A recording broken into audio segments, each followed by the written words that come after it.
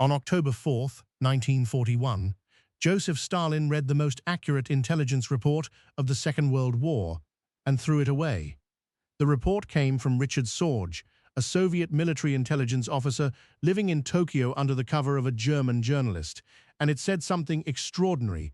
Japan had chosen to strike south against the Western colonial powers and would not attack the Soviet Union. The divisions guarding the Far East could safely move west. In this alternate timeline exploration, we examine what could have happened and why the real history unfolded differently. Sorge had been right before. In the spring of 1941, he had warned Moscow that Germany would invade in June. Stalin dismissed that warning too, scrawling obscenities on intelligence summaries and suggesting Sorge was a double agent feeding German lies. On June 22nd, the Wehrmacht crossed the border exactly as Sorge had said it would.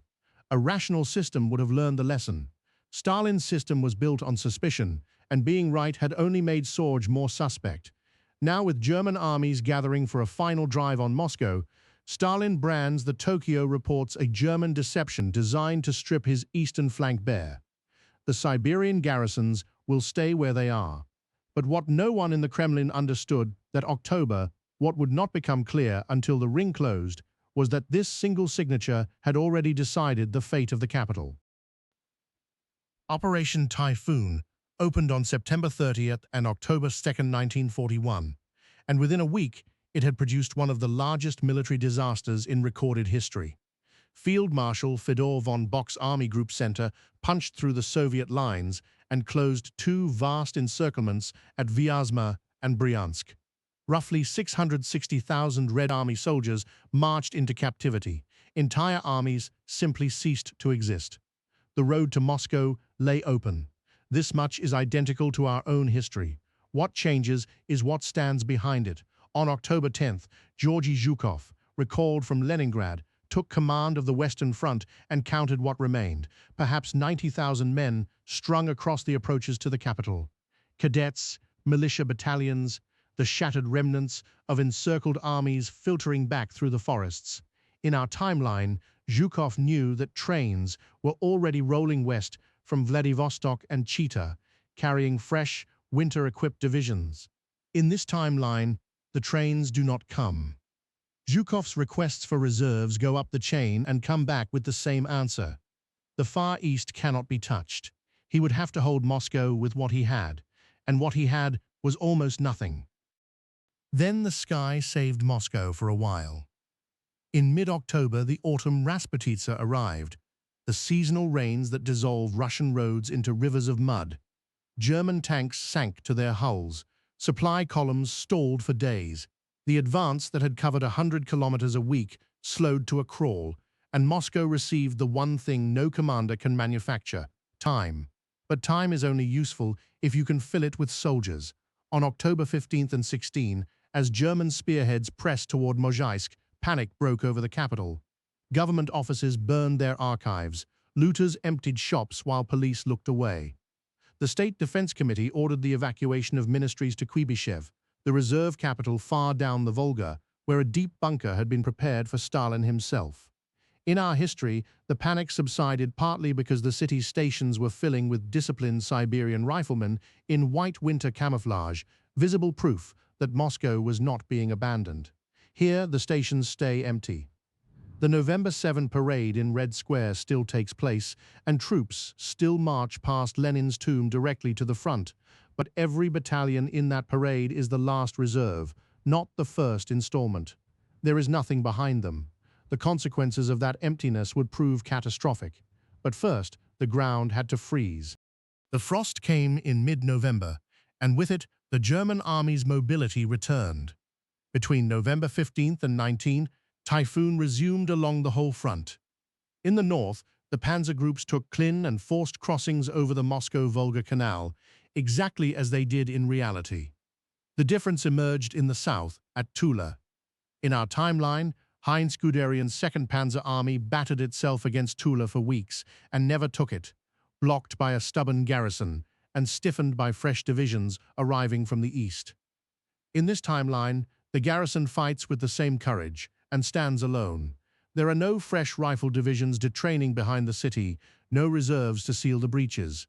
By the last days of November, Tula falls. Guderian's tanks swing north past Kashira, driving for the Oka crossings and the open country east of Moscow. The southern arm of a pincer that history never finished was now in motion. Temperatures dropped past -20 degrees Celsius. German soldiers froze at their posts.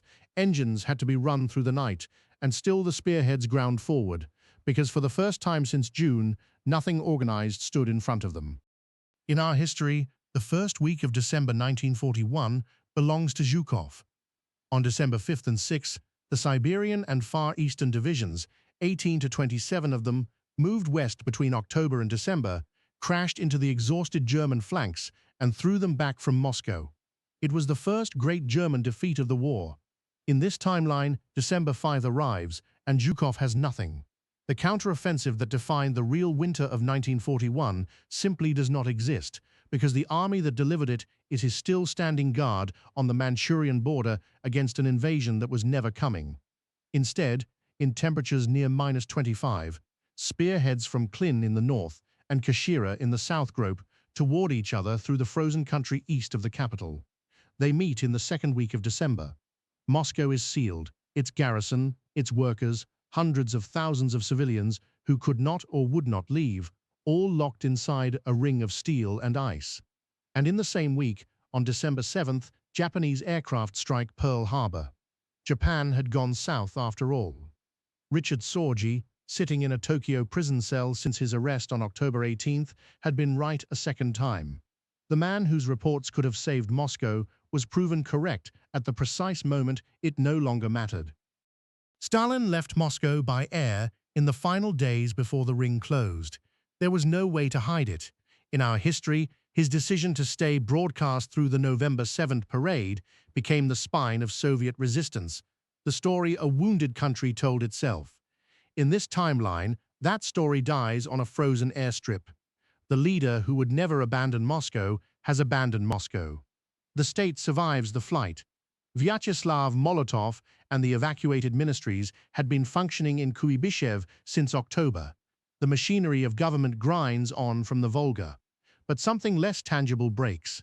Party secretaries in the Urals and the Caucasus begin, very quietly, to hedge delaying directives, cultivating local loyalties, watching to see whether the center will hold.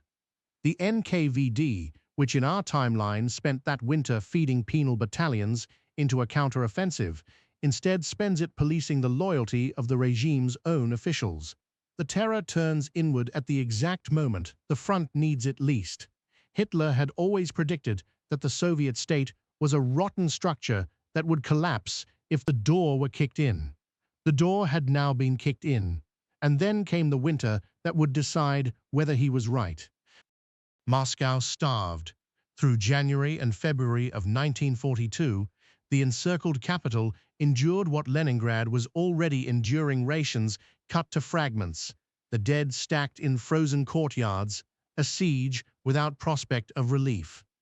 The Wehrmacht made no attempt to storm the city street by street. It did not need to. Hunger and cold were cheaper than infantry. It was not a triumph. It was an atrocity conducted by arithmetic, and the men administering it were themselves freezing in inadequate uniforms at the end of a supply line stretched 1,000 kilometers past its limits. Beyond the pocket, the front congealed roughly along the Volga headwaters. Hitler proclaimed the war in the east decided, yet the capitulation he expected never came. There was no government left in Moscow to surrender, and the government in Kuibyshev refused to consider it. What emerged on the Volga was not a collapsing state, but a harder one, more paranoid, more centralized, purging real and imagined defeatists, while the evacuated factories, hundreds of them already relocated beyond the Urals before Moscow fell, came back online one by one. The Soviet Union had lost its capital, its myth, and 1 million more soldiers. It had not lost its industry, its space, or its willingness to keep bleeding. Germany held Moscow, and it settled nothing. The capture of the Soviet capital, the objective for which Typhoon had been staked, delivered a ruined, starving city, and the same strategic arithmetic that had been accumulating against Berlin since June. Supply lines that consumed what they carried, an occupied population turning to partisan war, a Soviet rump state ruling from the Volga and the Urals that refused to die, and now, after December 11th, when Hitler declared war on the United States, the industrial weight of America entering the scales. Hitler had wagered that the Soviet system would shatter when its capital fell. It cracked. It did not shatter. The war would go on, longer and darker, its ending pushed beyond any horizon visible from the winter of 1941. In our timeline, none of this happened because Stalin, reluctantly, distrustfully, without ever forgiving the man who made it possible, allowed Sorge's assessment to stand, and the Siberian divisions came west to save Moscow. Sorge was hanged in Tokyo in 1944 and unacknowledged by his own country for 2 decades.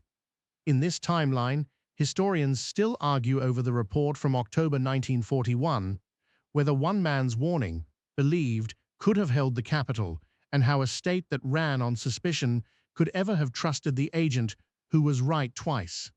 The margin between the two histories is not an army or a weapon. It is a signature on a decoded telegram, and the willingness of one suspicious man to believe good news from someone he had decided was a liar. History rarely announces its hinges.